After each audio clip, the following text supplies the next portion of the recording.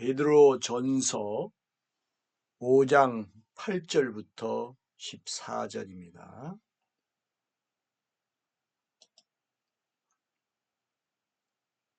근신하라 깨어라. 너희 대적 마귀가 우는 사자같이 두루 다니며 삼킬 자를 찾나니 너희는 믿음을 굳건하게 하여 그를 대적하라. 이는 세상에 있는 너희 형제들도 동일한 고난을 당하는 줄을 알미라.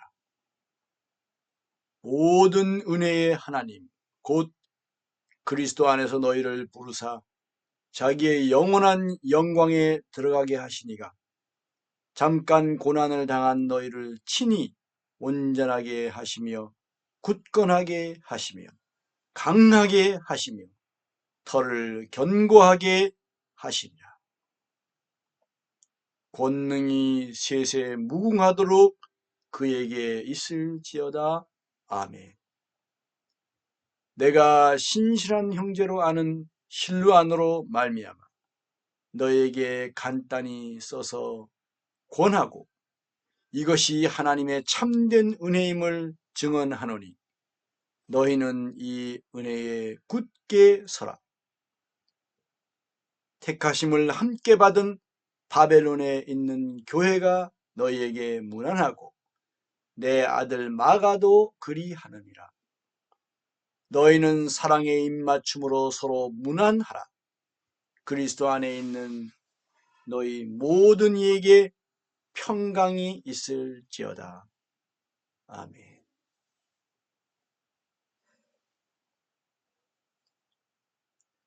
베드로전서 5장 13절 14절 베드로전서 맨 끝에 있는 두 구절을 보면 택하심을 함께 받은 바벨론에 있는 교회가 나옵니다. 바벨론에 있는 교회. 바벨론 교회인데 이 바벨론 교회는 페르시아 제국의 수도라고 할 수 있는 그 바벨론 도시, 바벨론시를 말하는 것 같지가 않고 요한계시록 18장에 나오는 그 바벨론인 것으로 보입니다. 그렇다면은 로마 타락한 로마에 있는 어떤 대표적인 교회, 이 당시엔 타락하지 않았었지만 나중에는 그렇게 타락한 그런 교회가 아닌가 이렇게 보여지고요. 요한계시록 18장에 보면 그 바벨론이라는 그 무너진 최후 심판을 받는 그 바벨론이라는 그 큰 성, 음녀, 그렇게 부르는데 음녀는 뭡니까? 간음을 행한 것이죠. 간통하는 것이에요. 그런 음녀. 그리고 큰 성이라고 했어요. 큰 성. 아마 그것이 어떤 작은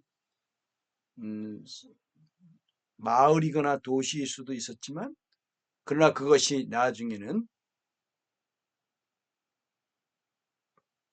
큰 그 종교 단체가 되어버리는 그런 상태가 됐던 걸로 보입니다. 요한계시록 18장을 보면 이 바벨론의 운명에 대해서 나오고요. 이것은 그 바벨론이라는 것은 마귀가 최종적으로 마귀가 만들어 놓은 그 자기가 세우려고 했던 자기 신의 왕국, 그것입니다. 근데 그것을 많은 신학자들이 그 바벨론을 무엇으로 보냐면 로마 카톨릭으로 봅니다. 거기에는 사실상 예수님만 만왕의 모든 왕들 위에 왕이 되셔야 되는데 거기에는 교황이 뭡니까? 모든 황제 위에 교황이 있다. 이런 뜻이에요. 교황, 황이라는 말은 황제죠. 황제입니다. 그리고 그 중세시대만 그런 것이 아니라 지금도 전 세계적으로 그렇게 추앙을 받고 정치적으로도요. 거기는 바티칸 시국이라고 해서 한 나라이면서도 또 전 세계에 있는 모든 그런 성당, 그런 카톨릭 교단의 거기는 총본산이 되는 것이고요. 그 지위가 예수님의 그 지위를 대신하는 그런 많은 악한 이름들이 있고 그렇습니다. 우리가 그런 것을 분별해야 되겠죠. 그래서 많은 신학자들이 이렇게 보고 있습니다. 거기 아니고서는 그렇게 그런 말씀을 받고 그런 심판을 당할 그런 정죄의 말씀을 받고 그런 심판을 받을 그런 곳이 없어요. 그 가톨릭 아니고서는. 거기는 마리아를 사실상 성모라고 부르죠. 성부, 성자, 성령 하면서 성모를 거기에 끼워 넣어서 사실 사람인 마리아를 신격화시키는 거죠. 그리고 숭배를 합니다. 그리고 온갖 그 우상들, 그 성상들이라고 해서 그 우상들을 그들은 섬기고 있고 온갖 신비주의 이런 거 온갖 이교적인 다른 종교에서 가지고 온 많은 이런 그런 것들 가지고 있고요. 전 세계에 세상적으로 부귀 영화를 누리고 사치를 누리고 그런 내용들이 사실상 다 있는데 그런 부분에 대해서 볼 수 있는 분들은 찾아서 확인하면 될 것 같고 너에게 무난하고 그랬어요. 그 교회가 바벨론 교회가 그 당시는 건전한 건강한 교회였던 걸로 보이죠. 너에게 무난하고 내 아들 마가도 그리하느니라. 내 아들 마가, 이 마가 다락방의 그 마가로 보입니다. 그 마가가 참 나약한 사람이었어요. 그래서 전도여행을 가다가 못 가겠다고 돌아가 버렸어요. 사도 바울하고 바나바하고 전도여행 가는데 거기 수종자로 따라가다가 힘들다고 다시 돌아가 버렸어요. 예루살렘으로 갔겠죠.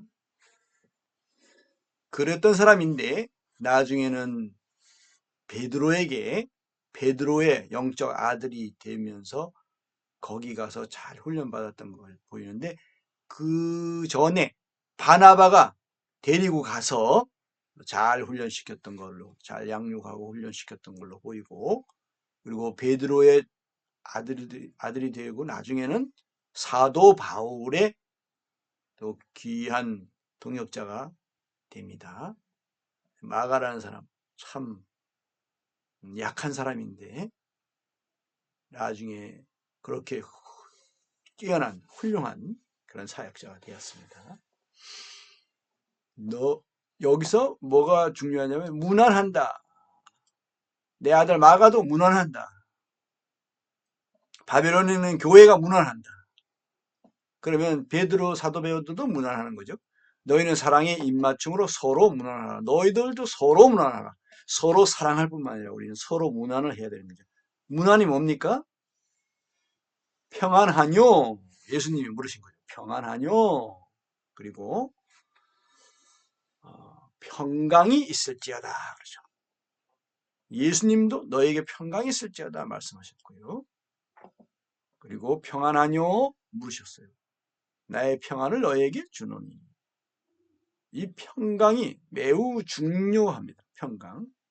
그러면 평강의 반대는 뭡니까? 불안입니다. 불안한 거예요. 그럼 뭐 때문에 불안합니까? 마귀 때문에 불안하고 또 세상에서 그렇게 부귀영화를 누리지 못하는 그런 것 때문에 불안하고 다른 사람만 뒤떨어질까 봐 불안하고 또 사람들로부터 외면당하고 따돌림 당할까 불안하고, 뭐 사업이 망할까 봐 불안하고, 좋은 직업을 갖지 못할까 봐 불안하고, 직장에서 쫓겨날까 봐 불안하고, 뭐 여러 가지 불안합니다.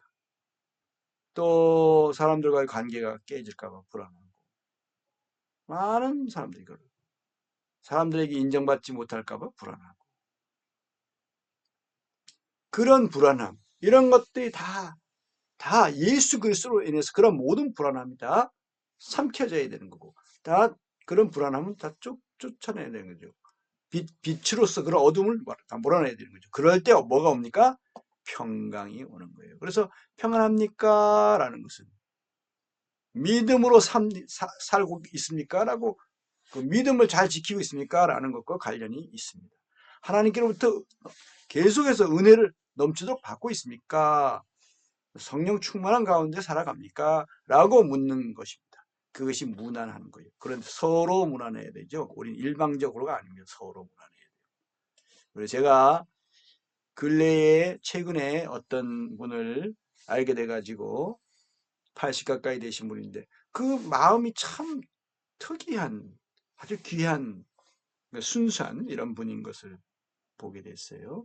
그래서 그 사람을 위해서 기도하고 있습니다. 그 사람을 구원을 위해서 기도하고 또 만나기도 하고 섬기고 있는데, 그분이 한 번씩 전화를 해서, 저도 전화를 하지만 그분이 전화해서 잘 계시죠? 이렇게 전화를 해요. 아직 예수님도 모르는 분이신데 그래도 이렇게 문안을 합니다. 한 번씩 문안 전화를 하고 우리가 같이 모시고 또 어디 가서 식사도 하고 그러면서 이제 우리 안에 계신 그리스도를 보게 하는 그런 좀 장기적인 계획을 가지고 그 한 분 때문에라도 교회당을 우리가 하나 가져야 되나 하는 생각까지도 그렇게 하고 있습니다.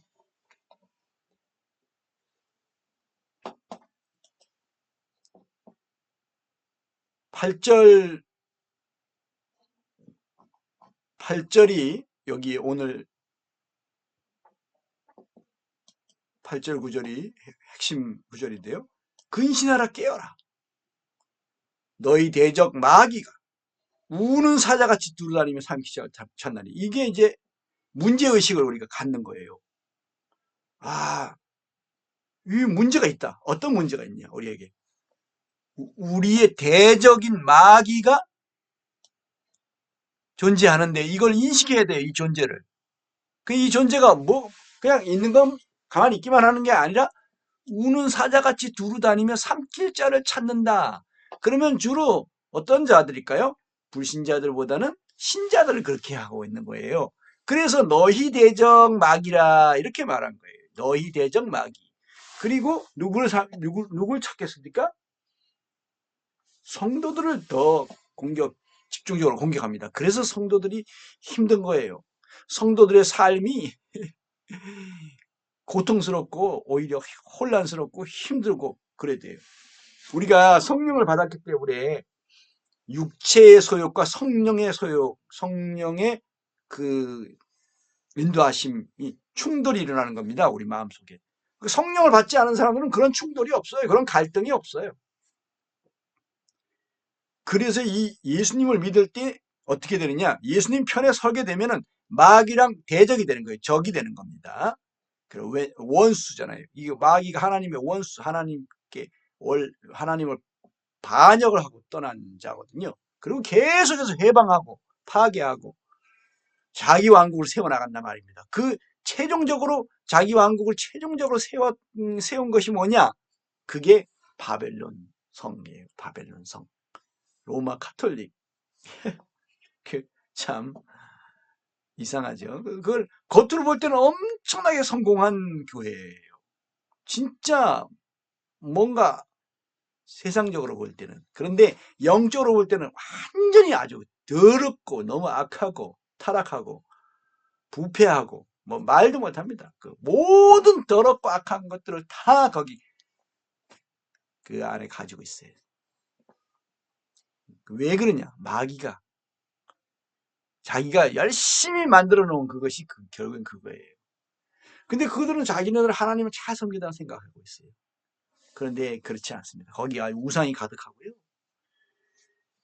다른 종교, 이교에서 가져오는 많은 그런 그 영적으로 더러운 그런 것들이 그 안에 가득합니다.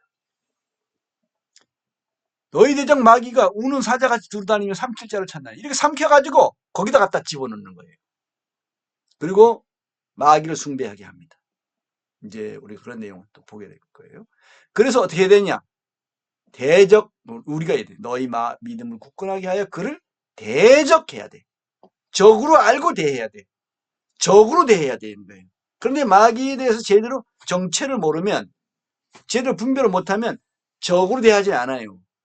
그러면 어떻게 되냐? 내가 속아서 이게 적군인지 아군인지 분별을 못하니까 살짝 와가지고 공격을 한단 말입니다. 우리를 찌른단 말입니다. 그러면 내가 상처받고 그냥 뭐 만신창이가 되고 성장도 제대로 못하고 뭐 열매가 다 떨어지고 아주 뭐 난리가 나는 것. 예. 그 심각한 상황이 되는 겁니다. 이는 세상에 있는 너희 형제들도 동일한 고난을 당하는 줄 알미라. 세상에 있는 너희 형제들이 이런 고난을 당한다는 겁니다. 마귀에게 삼켜지기도 한다 이거예요.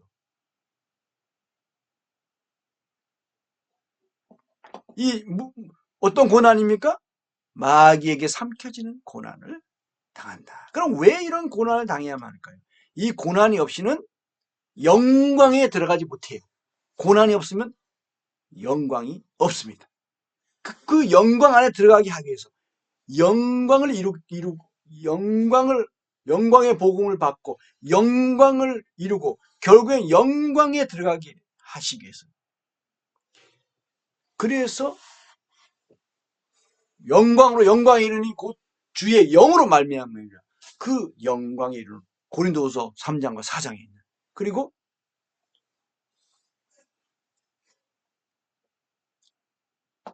4장에는 영광을 이루는 게 나오죠. 고린도후서 4장에는. 왜 이런 고난이 없으면 안 돼요. 시련이 있어야 되고 고난이 있어야 돼요. 그래야 거기에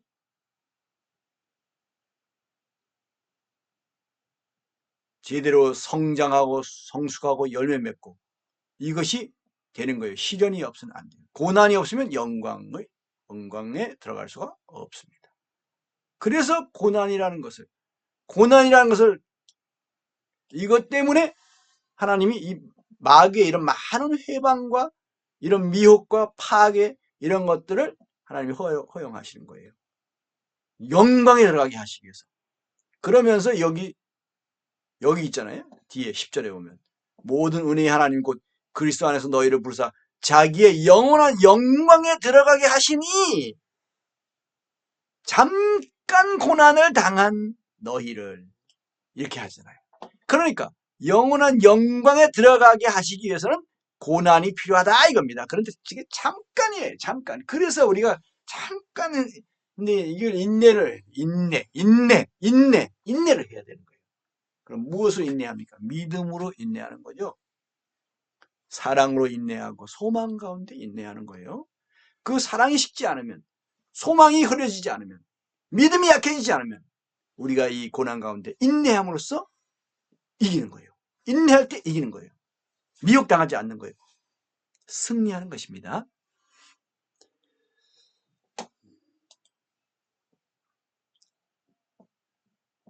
오늘 이제 제목은 마귀의 정체와 술수를 알고 은혜와 말씀으로 이기는 형제들. 이깁니다. 이 이기는 것을 수도 없이 체험했어요. 그러나 지금 이기는 자라고 말할 수 없습니다. 왜? 또 질 수도 있기 때문에. 근데 벌써부터 이기는 자라고 살아있는데 이기는 자라고 생각하면 그거는 미혹되는 거예요. 마귀한테 속은 거예요. 이미 내가 이기는 자가 됐다라고 생각하는 그 순간 이미 마귀한테 속은 거예요. 그건 당한 거예요. 그거 이기는 자인지 아닌지 최종적인 것은 우리가 주님 앞에 갈 때 확실하게 알 수 있는 거예요. 이 땅에서는 알 수 없어요. 그리고 결정되지 않아요. 또 질 수가 있는 것인데. 근데 이미 이긴 자라고 생각하는 그 순간 이미 그거는 그때 마귀한테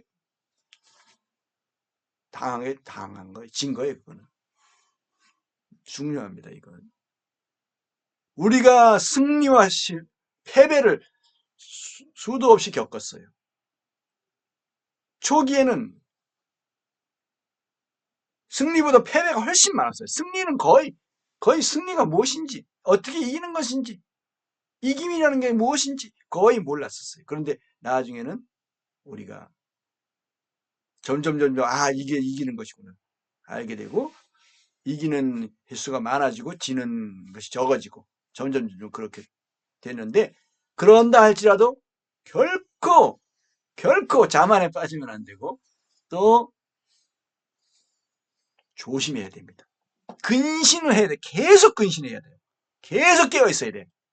그런데 이제 난 됐다. 이 정도면 된 것이지. 이렇게 되는 순간 당하는 거예요. 삼켜지는 것입니다. 마귀에게.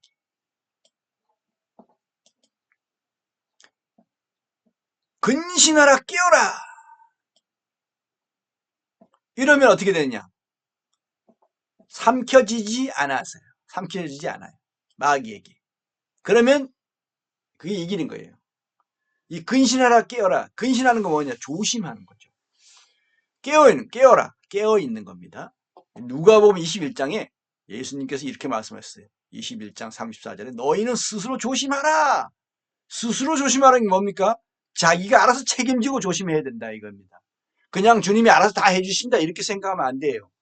자기가 스스로 조심해야 돼요. 자기 책임을 져야 돼. 사람의 책임이 있어요. 그런데 어떤 사람들은 이 사람의 책임 부분을 너무 소홀히 해요. 또 어떤 사람은 사람이 그냥 다 해야만 되는 걸로 생각해요. 그런데 하나님 없이 사람이 다 할 수 있냐? 절대 안 되거든요. 그래 하나님의 은혜로 된 거예요. 그런데 하나님의 은혜로 된다고 해서 하나님의 은혜로만 된다고 사람의 책임이 없는 것처럼 생각해요. 그것도 잘못된 거죠. 이게 균형이 잡혀야 됩니다. 하나님의 은혜를 내가 믿음으로써 하나님의 은혜를 받을 때 되는 거예요. 믿음이 없으면 하나님의 은혜를 받을 수 없어요. 하나님의 은혜가 없으면 내 노력으로 안 돼. 하나님의 은혜를 받지 못하고 않고서는 내 노력으로만은 절대 안 되는 거예요. 그렇다고 또 하나님의 은혜를 받는데 내 믿음이 없으면 내가 믿음이 없으면 하나님의 은혜는 받을 수가 없어. 그건 그냥 주어지는 게 아니에요. 값없이 주어진다고 그런 것은 자기의 노력으로 되는 것이 아니다. 이런 의미인 것이지 대가를 지불하지 않아도 된다는 그냥 아무에게나 선택적으로 주어진다는 뜻이 아니에요. 요한계시록 3장에도 보면 가서 뭐라고 그랬습니까? 금을 사서 부유하게 하고 그랬잖아요. 그게 대가를 지불하는 거예요. 그 노력을 하는 건 아니에요. 금 없이 내가 노력하는 게 아니란 말이에요. 금을 사야 돼. 그래서 부유해지는 거예요.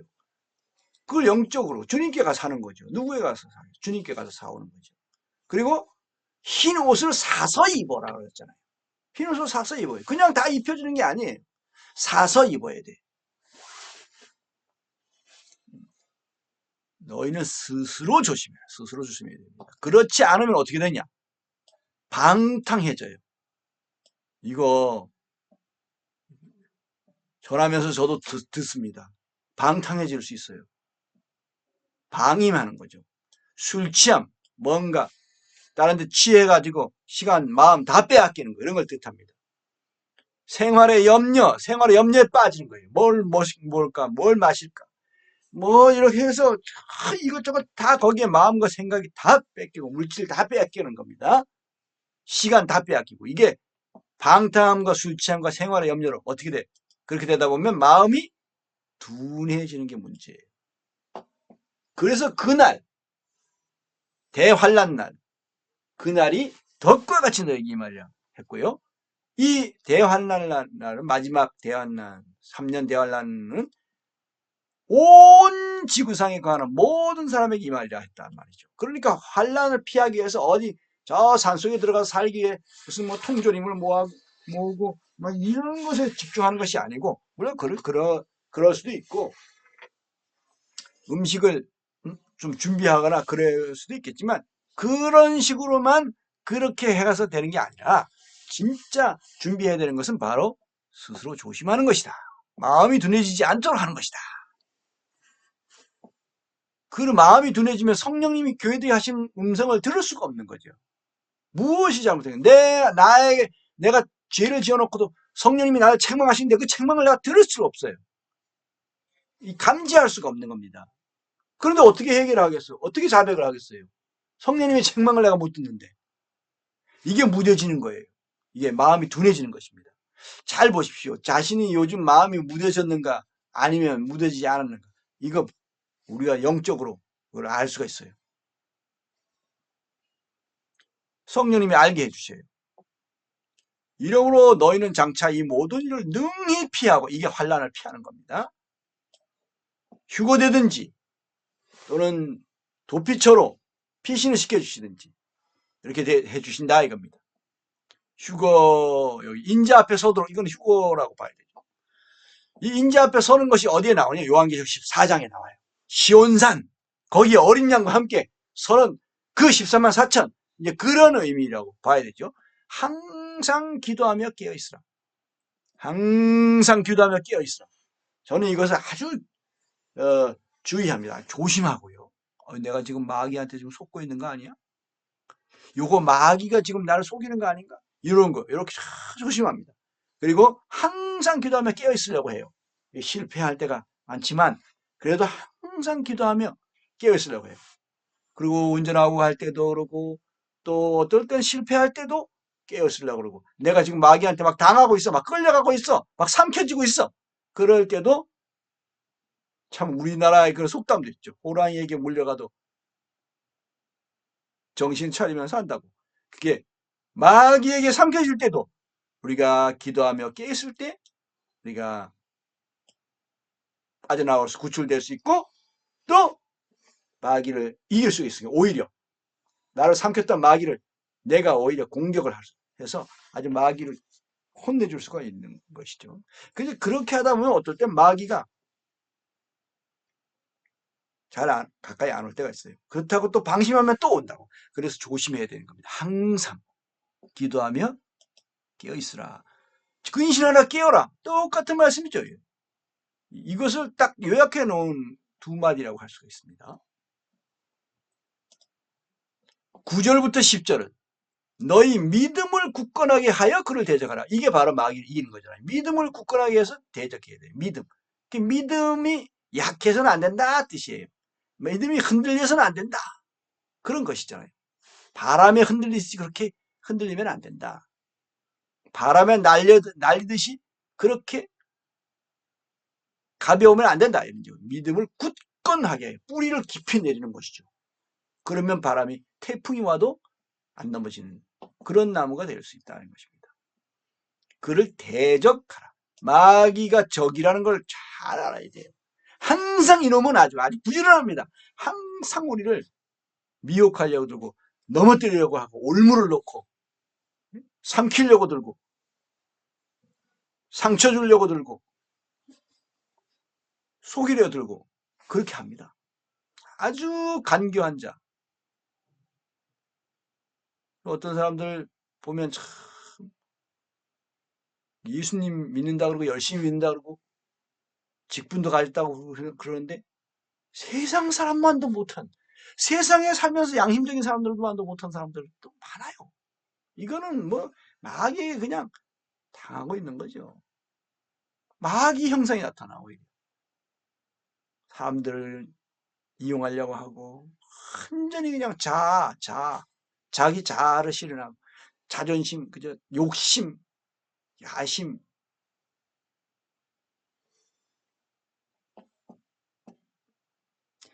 이는 세상에 있는 너희 형제도 동일한 고난을 당하는 줄 압니다. 그래서 우리가 한면으로는 내가 마귀를 이기면서 다른 사람들도 마귀를 이길 수 있도록 도와주고 그들을 위해서도 기도하고, 이게 필요한 것이죠. 그런데 이 믿음이 뭘 가져오느냐? 은혜를 가져온다 이겁니다. 그래서 믿음을 굳건하게 해서 그걸 대적하는 거예요. 그 믿음 자체가 아니라 그 믿음이 은혜를 받게 하기 때문에 그 은혜로 되는 겁니다. 이 사람의 이게 은혜를 받는 믿음이 아니면 이 믿음은 뭐냐? 그게 믿음이 아니에요. 성경의 믿음이 아니에요. 그럼 뭐냐? 인간적인 신념 같은 거예요. 신념, 신심. 그럼 다른 종교에도 뭐 신심이라는 게 있잖아요. 그런 것밖에 안 되는 거예요. 성경적인 믿음은 아니에요. 성경적인 믿음은 하나님 앞에 겸손한 것이고 하나님을 의지하는 거예요. 그렇게 해서 이런 겸손이 따라오는 거예요. 겸손한. 그래서 겸손한 믿음이라는 말을 쓰는데 모든 은혜의 하나님, 모든 은혜, 이걸 넘치는 은혜라고도 해요. 그 하나님 곧 그리스도 안에서 너희를 부르사 자기의 영원한 영광에 들어가게 하시니 얼마나 우리가 이게 소망이 넘칩니까? 하나님의 영원한 영광, 이거 알면 아주 그냥 미칩니다. 잠깐 고난을 당한 너희를, 고난이 잠깐이에요. 우리 인생을 살아왔는데 우리가 지금 나이 이제 60이 되는데 잠깐이지. 그거 뭐 얼마 살았어요. 이제 앞으로 20년을 살는지 30년을 더 살는지 모르지만 그건 잠깐이란 말이죠. 친히 온전하게 하시며 굳건하게 하시며 강하게 하시며 털을 견고하게 하시리라. 그 은혜로, 모든 은혜로 그렇게 해주신다 이겁니다. 그러나 무엇으로? 이 은혜를 어떻게 받아요? 믿음으로 받는 거예요. 믿음이 없이는 하나님을 기쁘시게 하지 못한다 했어요. 그런데 어떤 사람들은 믿음이 없어도 그냥 은혜로 하나님이 다 그냥 주시는 것처럼 이렇게 착각하는 사람도 있어요. 그런 사람들은 마귀에게 속은 거예요.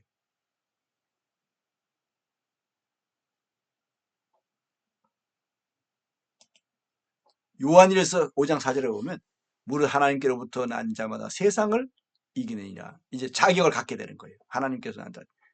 그래, 하나님께로부터 난 자가 아닌 사람들은 세상을 어떻게 이겨요? 세상이 세상을 어떻게 이겨요? 뭐하러 이겨요 또? 그런데 하나님께로부터 나면 세상이 무엇인지 분별해요. 이 세상이 뭐예요? 마귀가 만들어놓은 체계라 이겁니다. 하나님의 창조에서 마귀가 막 그냥 변질시키고 부패시키고 타락시키고 해가지고 완전히 아주 오염시키고 이렇게 비양심적인 양심을 시커멓게 해가지고 그 어둠 가운데 어둡게 만들고 한 이런 것이 세상이란 말입니다. 하나님을 대적하게 만들잖아요. 하나님을 대적하잖아요. 하나님을 무시하고 하나님을 불신하고 하나님 앞에 교만하고 그것이 세상의 특징이에요. 그리고 뭡니까? 자아를 높이고 자아가 왕노릇하게 하는, 결국은 그 뒤에 누가 있냐? 마귀를 숭배하는 거예요. 마귀를 추종하는 거예요. 그게 세상입니다. 그걸 이겨야 돼. 세상을 이긴다. 세상을 이기는 승리는 이것이니 곧 우리의 믿음으로 이긴다. 근데 어째 믿음으로 이기냐? 믿음이 뭔데? 다른 종교도 믿음이 있지 않느냐? 신심이라는 게 있지 않느냐? 그런데 이 믿음은 뭡니까? 하나님의 은혜를 받는 믿음이어야 돼요. 성경적인 믿음. 근데 성경적인 믿음에 대해서 모르면 그냥 다른 종교에도 있는 믿음. 그래서 종교다원주의 같은 게 나와버리는 거예요. 불교에도 구원이 있다. 이렇게 말하는 사람이 그게 뭐예요, 그게? 그게 말이 안 되는 거예요. 그게 믿음이 무엇인지도 모르고 구원이 뭔지도 모르는 사람인 거예요. 성경적인 구원이 뭐예요? 몰라. 그냥 구원이라는 게 그냥 그 사람들도 해탈이라는 게 있다. 그러니까 그냥 그게 구원이고 그 해탈이라는 게 있으니까 불교에도 구원이 있다. 그런 식으로 주장해. 그건 뭐예요? 그 사람들이 거기 구원이 진짜 있는 거예요? 그 사람들이 주장하는 것일 뿐이지. 그건 참은 아니잖아요. 그건. 예수님이 말씀하신 그 구원 그게 아니잖아요. 그런데도 그런 식의 불교도 구원이 있다고 말을 해버리는 이런 사람들이, 그런 목사가 있었어요. 참 심각한 문제죠. 믿음은요, 반드시 하나님의 이 모든 은혜의 하나님이 주신 그 은혜, 우리 주 예수 그리스도의 은혜의 성령, 그 은혜를 받는 믿음이어야 되는 거예요. 그 믿음을 어떻게 해야 돼요? 굳건하게 해야 돼요. 그래서 마귀를 이기는 거예요. 굳건하게 하지 않으면 나약하거나 부족하거나 흔들리거나 반신반의하거나 이런 거는 당하는 거예요, 마귀한테. 12절 보면 베드로전서 5장 12절 내가 신실한 형제로 아는 실로안으로 말미암아 너에게 간단히 서서 권하고 이것이 참된 하나님의 참된 은혜임을 증언하노니 하나님의 참된 은혜 그것에 대해서 지금 이야기하고 있다 이겁니다. 그 앞에서 믿음이라 그러면서 여기서 참된 은혜라 그래요. 그러면서 믿음의 굳게서라 그러고 여기는 뭐라 그랬어요? 이 앞에는 믿음을 굳건하게 하라고 했는데 여기에서는 12절에서는 뭐라고 했습니까? 너희는 이 은혜 안에 굳게 서라. 여기 우리 성경에는 너희는 이 은혜에 굳게 서라 그랬는데 여기 in which 그 하나님의 참된 은혜 안에 굳게 서라라고 돼 있어요. stand, you stand. 그러니까 그 은혜 안에서 굳게 서려면 그게 뭡니까? 믿음으로 그리스도 안에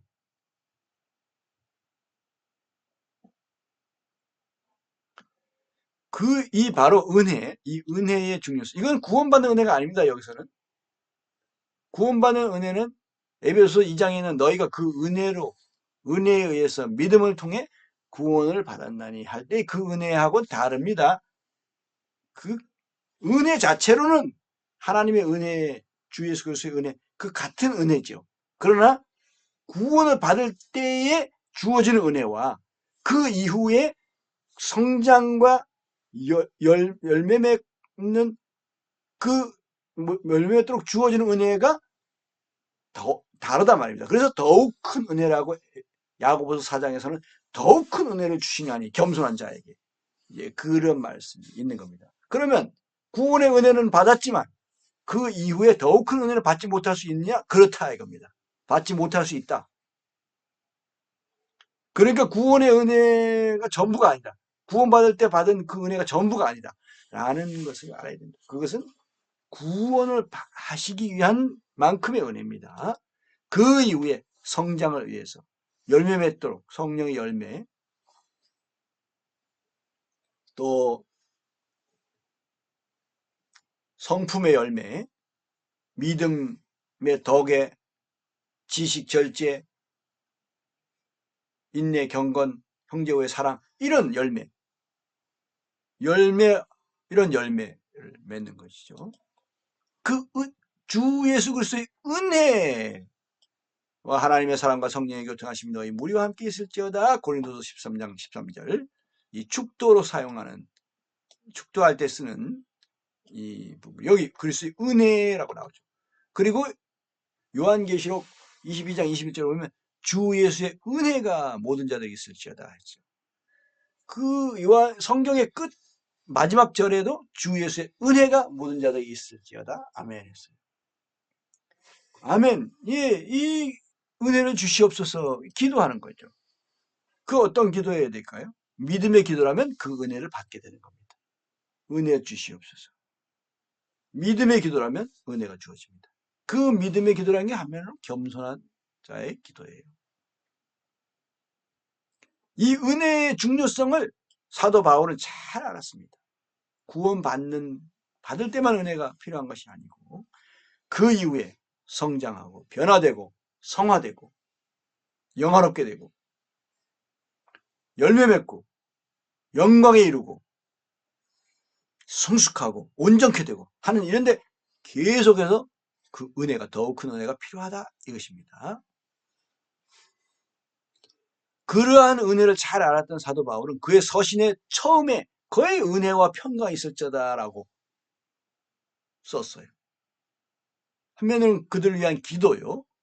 또 소망인 것이죠.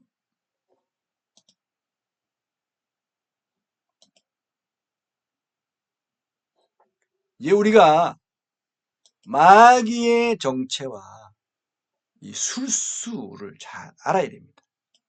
우리말에도 그런 말이 있잖아요. 지피지기면 백전백승이라. 그 적을 알고 나를 알고 내가 얼마나 지금 요즘 약한지 뭔가 둔해져 있는지 내가 뭔가 죄를 범했는지 내가 타락했는지 부패했는지 이런 것에 대해서 내가 뭔가 오염됐는지 내가 미혹됐는지 그런 것에 대해서 알아야 될 거 아닙니까? 내 상태를. 그런데 내가 내 상태를 스스로 살펴서 아는 것이 아니라 성령님께 들을 때 성령님이 말씀해 주셔요. 너 요즘 이 상태가 너 이게 뭐냐 말씀해 주셔요. 성령님이 책망하셔요. 그럴 때 우리가 책망을 듣고 요한계시록 2장 3장처럼 회개하는 거죠. 그럼 타락했을지라도 타락한 교회의 그 길을 같이 가고 있었을지라도 거기서 회개하고 거기에서 그것을 회개하면 그 이기는 자가 되는 거예요. 그 타락을 벗어나게 되는 것인가? 타락으로부터 벗어나니까. 그러면 그 벗어나게 되면 거기에서 그 잘못된 것에 대해서 같이 길을 가지 않으니까 그 사람들이 어떻게 되겠어요? 미워하게 되고 따돌리게 되고 나중에는 출교할 수도 있어요. 말도 못하게 하고 일도 못하게 하고 사역을 못하게 하게 되고 그러면 사람들도 못 만나게 하고 이제 결국에는 쫓아내는 것이죠. 쫓겨나게 되는 거예요. 자신이 떠나든지 아니면 쫓겨나든지 그 쫓아내지 않는다 그러면 거기에 남아서 또 거기에 이기는 자가 되는 것이죠. 근데 그것은 자기가 알아서 하는 것이 아니라 주님께서 그곳에 남아있으라 하시면 힘들어도 거기 남아있어야 되는 것이고 떠나라 하면 떠나는 거예요. 거기에 모든 기득권을 다 버리고 떠나는 것이죠. 완전 바닥에서부터 다시 시작하게 되는 거죠. 외롭더라도 자기 혼자라도 떠나라 그러면 떠나야 되는 거예요. 그게 진정한 회개인 경우가 있어요. 근데 떠나고 싶은데 거기에 남으라 그러면 힘들어도 계속 괴롭힘을 당하고 공격을 당하고 무시당하고 모함을 받고 그래도 거기에 남아 있어야 돼요.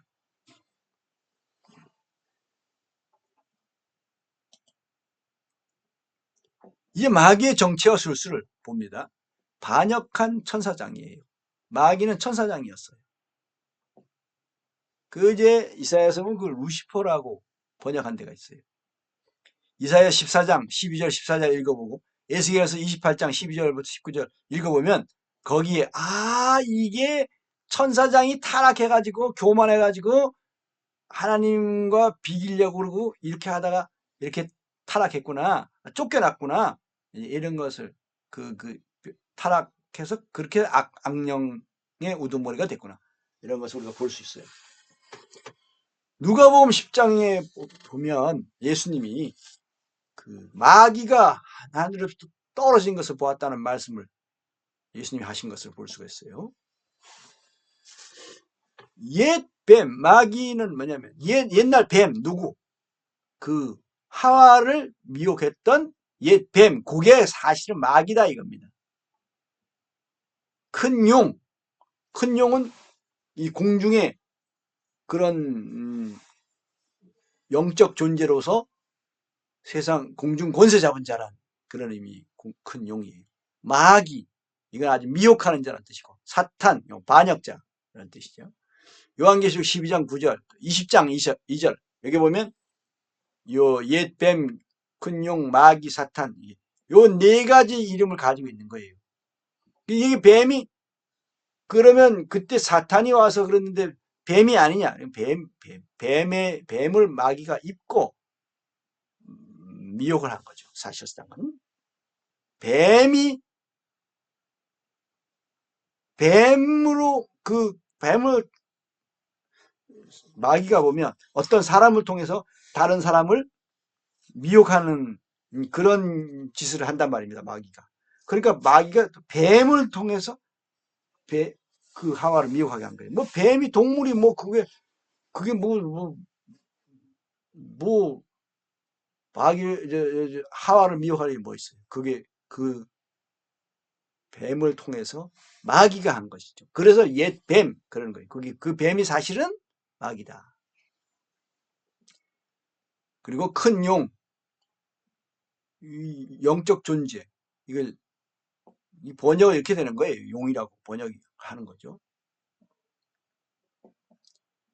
그리고 이 정체가 뭐냐? 모든 우상들 뒤에 숨어있는 자기 숭배자예요.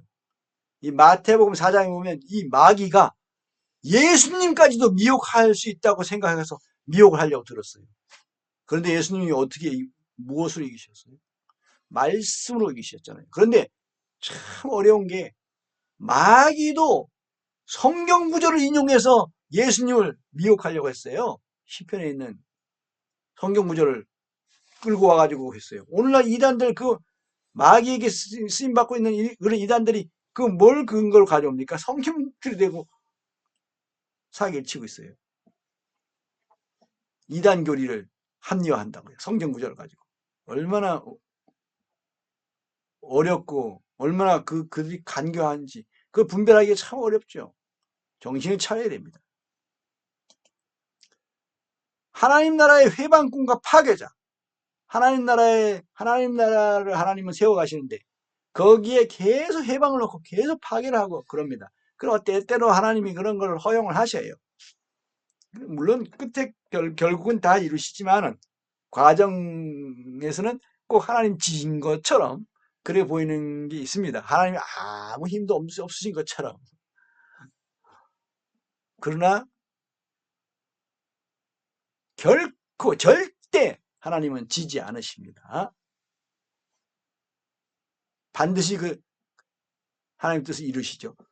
그러나 하나님이 사람을 시험 보실 때 이 시험 도구로 사용돼요. 하나님의 뜻을 이루시는 데 활용하시는 도구, 그거에 불과합니다. 마귀는. 대단한 사람과 비교할 땐 대단한 존재입니다. 사람이 절대 못 이겨요. 엄청나게 지능도 이 AI 인공지능 나오고 그러죠. 마귀는 그거보다 더 머리가 좋은 거예요. 사람보다.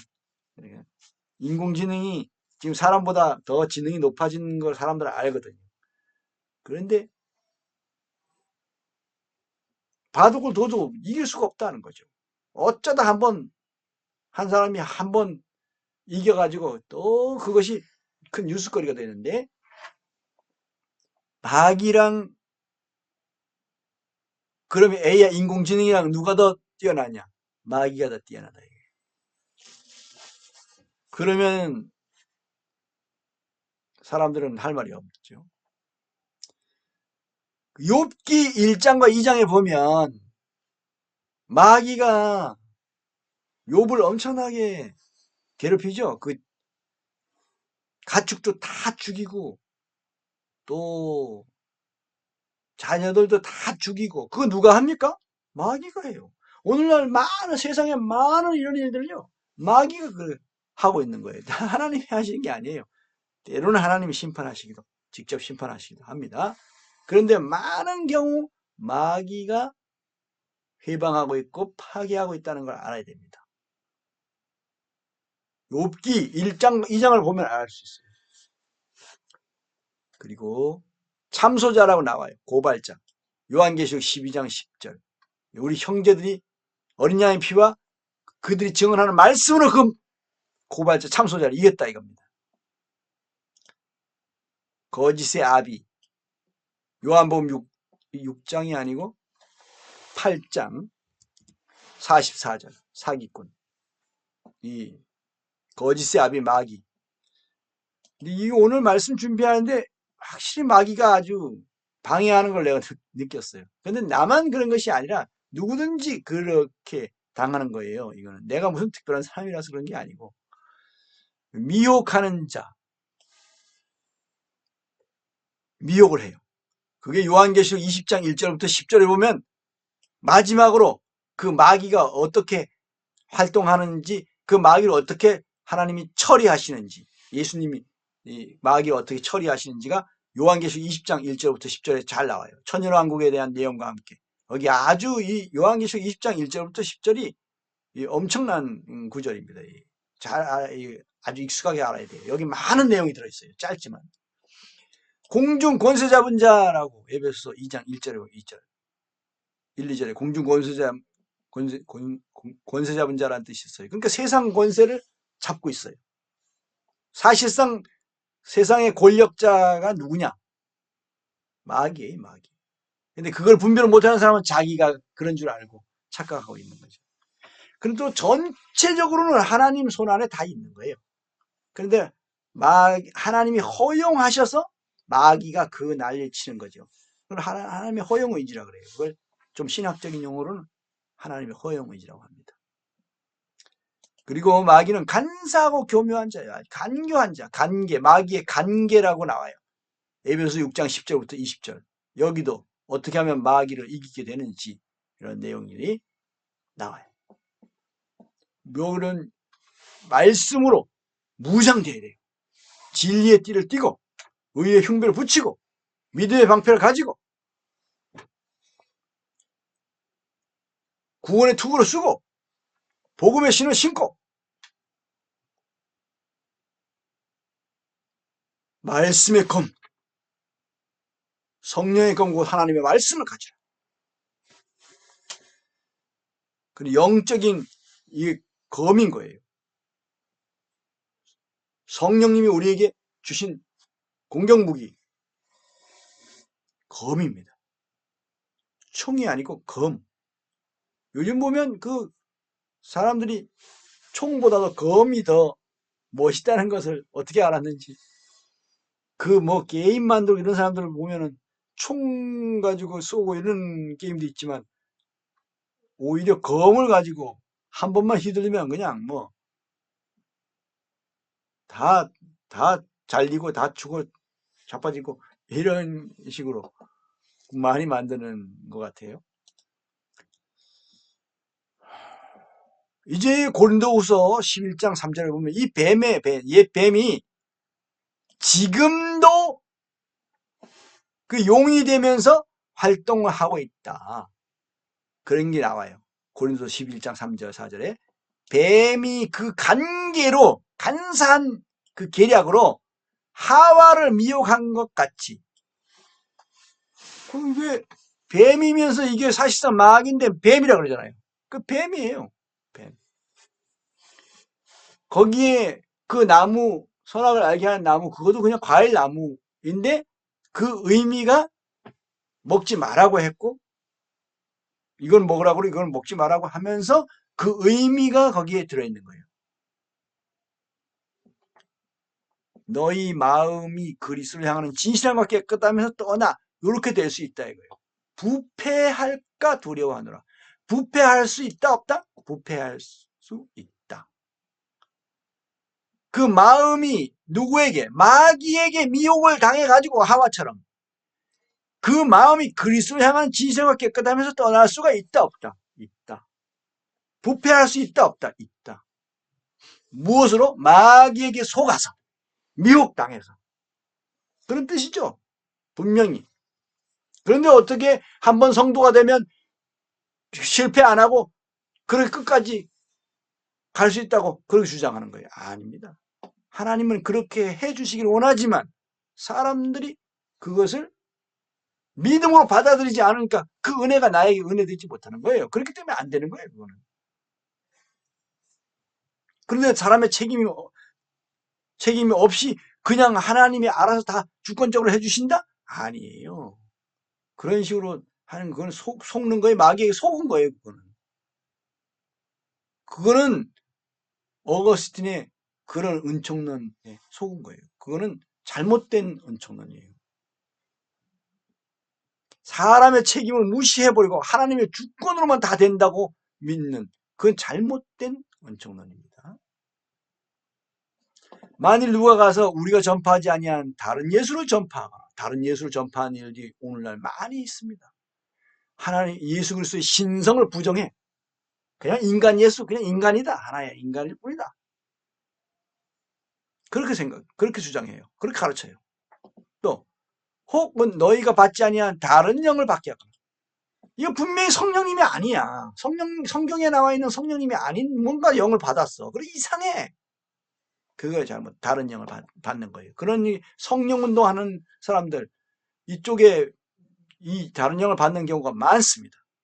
성령이 아니에요. 성령님이 아니에요. 성령님 그러지 않아요.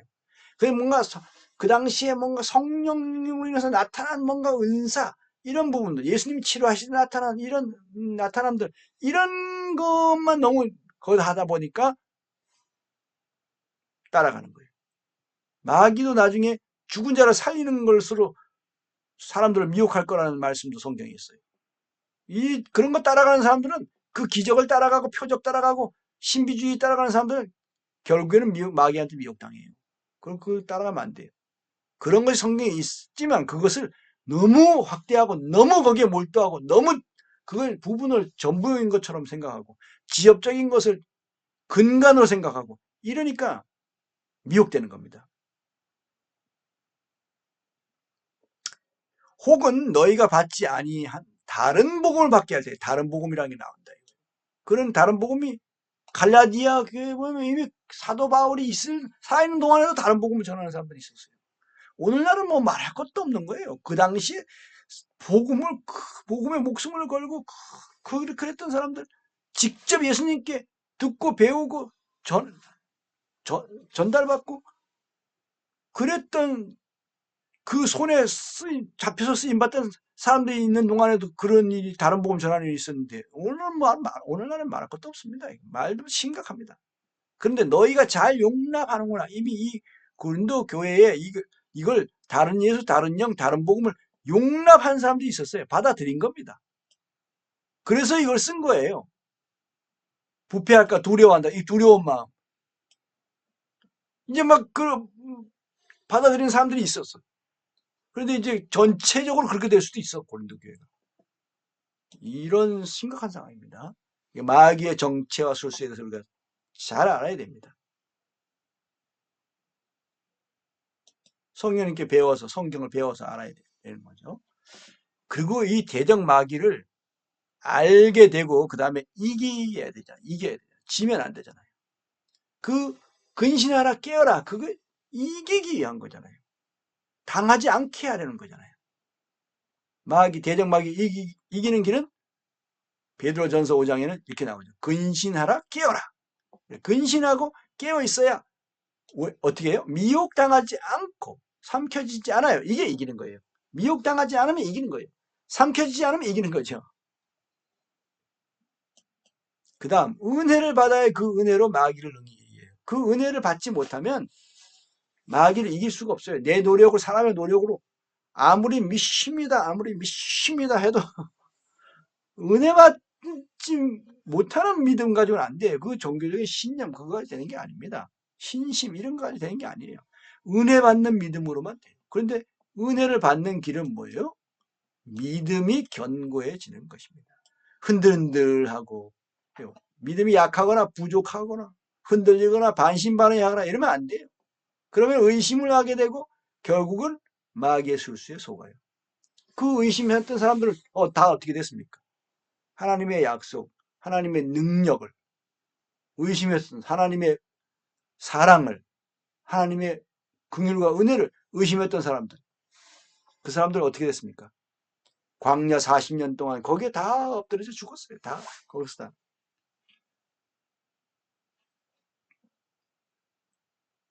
은혜를 받는 길은 뭐라고요?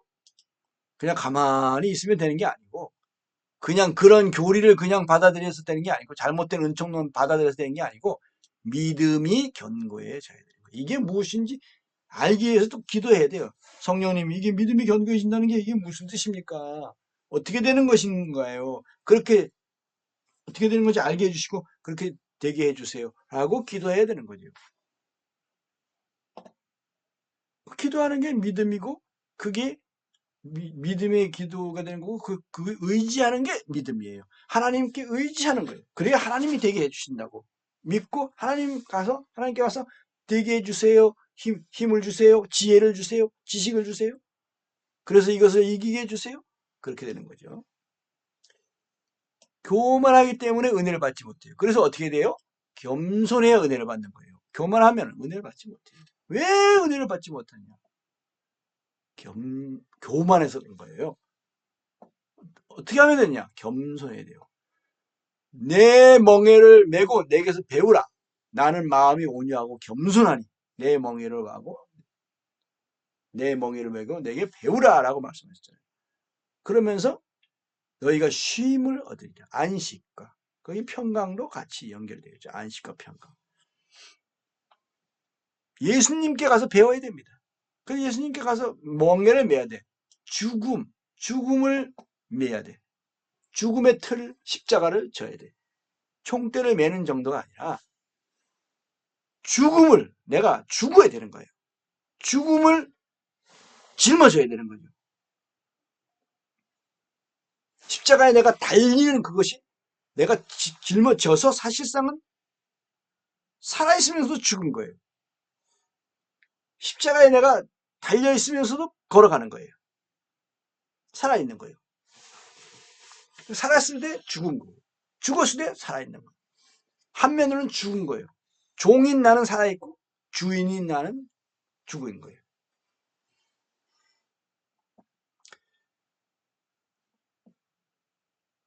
그리고 은혜의 보좌로부터 넘치는 은혜를 받아야 돼요.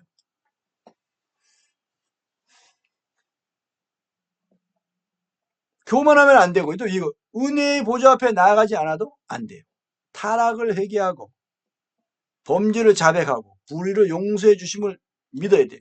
자기가 회개했으면, 자백했으면, 그러면 불의를 용서해 주신다는 말씀을 믿어야 돼. 그리고 믿으면 우리가 평강을 얻게 돼요. 지성소 은혜의 보좌 앞에 향로를 들고 기도하며 들어가야 한다. 성도들의 기도가, 그 향기가 성도들의 기도로서 향연처럼 올라간다고. 향기의 그 향로의 연기, 향연처럼 기도가 하나님께 상달되는 것입니다. 지성소 은혜의 보좌, 여기 나아가야 돼요. 들어가는 거죠. 휘장을 지나 지성소로 들어가는 거죠. 거기 언약궤 안에 거기에 감추인 만나도 있고 부활의 능력도 있고 그리고 생명의 성령의 법도 있고 두 돌판. 셋째 마지막으로 모든 거짓을 이기려면 진리의 말씀으로 무장되어야 된다. 이게 에베소서 6장에 나오죠. 말씀으로 무장되어야 돼. 그리고 이 말씀을 그들의 증언하는 말씀으로 이겼다. 요한계시록 12장에 보면 그 우리 형제들이라고 했잖아요. 거기 무슨 사도들이나 이렇게 나와 있지 않아요. 사도들이나 뭐 선지자들이나 거기에 무슨 장로들이나 그렇게 나와 있지 않고 거기에 무슨 인도자들이나 그런 자들이 이긴다고 나와 있지 않고 형제들이 이겼다고 그랬어요. 누구나 하나님의 자녀들은 누구나 이길 수 있다 이런 뜻이죠. 무엇으로서 이겼다고요? 어린 양이 피로서 이겼다는 것은 그 자백했다고. 자백해서 피를 적용받는다. 그 다음에 그 어린 양의 피를 또 한면으로 무기로 삼는 거. 그리고 또 그들의 증언하는 말씀으로 이겼다고 했어요. 증언하는 말씀으로서.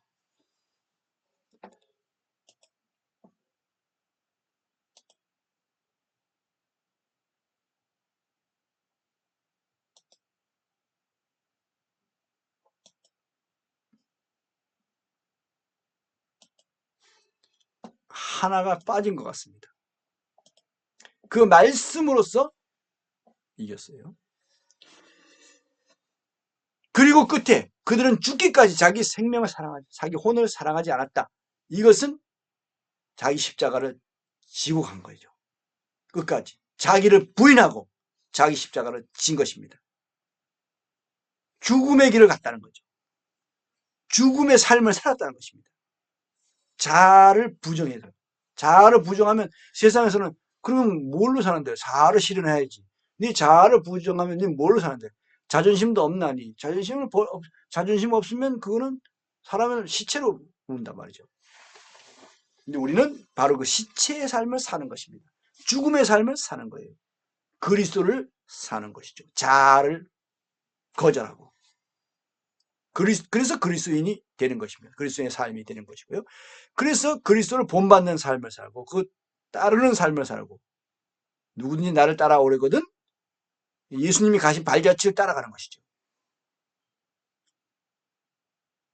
영광을 향해서 영광의 삶, 부활의 영광, 완전한 자유로운 삶, 그리고 하나님을 만나고 하나님을 섬기고 하나님을 사랑하고 하나님에 배필되고 그런 길을 가기, 그 최종적으로 그 목표를 삼고 가기를 원하는 거죠. 그러려면 어떻게 된다? 자기를 부인하고 자기 십자가를 지고 따라야 된다. 이것이 요한계시록 12장에 있는 그 말씀의 그런 내용입니다. 대적 마귀를 이기는 길.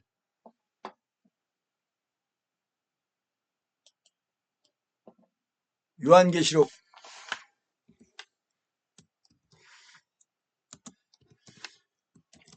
12장 하늘에서 큰 용이 내어 쫓겼습니다. 옛 뱀, 곧 마귀라고도 하고 사탄이라고도 하며 온 천하를 꿰는 자, 미혹하는 자잖아요. 그가 땅으로 내쫓기니 그의 사자들도 그와 함께 내쫓기니, 이 악령들, 마귀를 따랐던 천사들, 그 악령들이에요. 그 사자들이. 천사의 3분의 1이 따랐던 걸로 보입니다. 내가 또 들으니 하늘에 큰 음성이 있어 이르되 이제 우리 하나님의 구원과 능력과 나라와 또 그의 그리스도의 권세가 나타났으니 우리 형제들을 참소하던 자, 참소자, 고발자, 곧 우리 하나님 앞에서 밤낮 참소하던 자가 쫓겨났고, 욥기 1장과 2장에 보면 우리 또 볼 수가 있죠. 또 여기 11절 중요합니다. 우리 형제들이 어린 양의 피와, 어린 양의 피가 적용되려면 회개하고 자백해야 됩니다. 자기들이 증언하는 말씀, 자기들이 증언하는 말씀. 이게 어디 남의 거 이거 짝 있게 해온 거 말고, 그냥 주워들은 거 말고, 아직 내 것이 안 된 거 말고, 내 것이 된 거, 내 것. 자기들이 증언하는 말씀으로서 내가 먹고, 내가 무장한 그런 말씀으로서 그를 이겼으니, 그 참소자 마귀를 이길 겁니다. 그들은 죽기까지 자기들의 생명을 아끼지 아니하였도다. 자기를 부인하고 자기 십자가를 진 것이라고 볼 수가 있습니다. 오늘 너무 귀한 말씀, 영광스러운 말씀. 마귀의 정체와 술수를 알고 은혜와 말씀으로써 마귀를 이기는 형제들. 할렐루야. 베드로전서 5장 8절부터 14절 시작해서 성경에 있는 핵심적인 몇 구절 있습니다. 더 많은 부분을 우리가 볼 수도 있지만 제한된 시간 안에 이 정도 봤고, 이제 더 이 말씀 안에서만이라도 마귀의 정체, 마귀의 술수를 알고 또 이기는 방법을 우리가 알게 되었다는 것이죠. 이제는 그 길을 가는 것이, 이제는 이기는 길을 가는 것이 우리가 해야 될 일입니다. 주님이 우리가 믿음을 굳게 할 때, 우리가 근신하고 깨어있을 때 이기게 됩니다. 우리가 믿음으로써, 믿음을 굳건하게 해서 그 하나님의 은혜, 그 안에 서 있을 때 우리는 이기게 됩니다. 말씀을 먹고 말씀을 무장하고 말씀을 무기로 해서 마귀를 우리가 또한 이길 수가 있습니다. 얼마나 영광스럽습니까? 마귀, 우리 힘으로는 절대로 못 이기는 존재인데, 그런데 우리가 믿음으로써 그 은혜로 마귀를 능히 이긴다, 이것입니다. 말씀의 검으로 이긴다는 것입니다. 우리가 항상 기도하며 깨있을 때, 스스로 조심할 때 마귀를 우리는 이길 수 있는 그러한 자격을 가지고 있고 그러한 위치를 가지고 있는 사람들입니다. 얼마든지 은혜를 받아서 그 은혜로 넉넉히 이길 수가 있습니다. 할렐루야. 주님을 찬양합니다. 이러한 삶이 우리의 삶이 되고 주님 오실 때까지, 주님 만날 때까지, 최후 승리를 얻기까지 마귀와의 전쟁에서 이기는 삶이 되게 하시기를 주님 앞에 간절히 구합니다.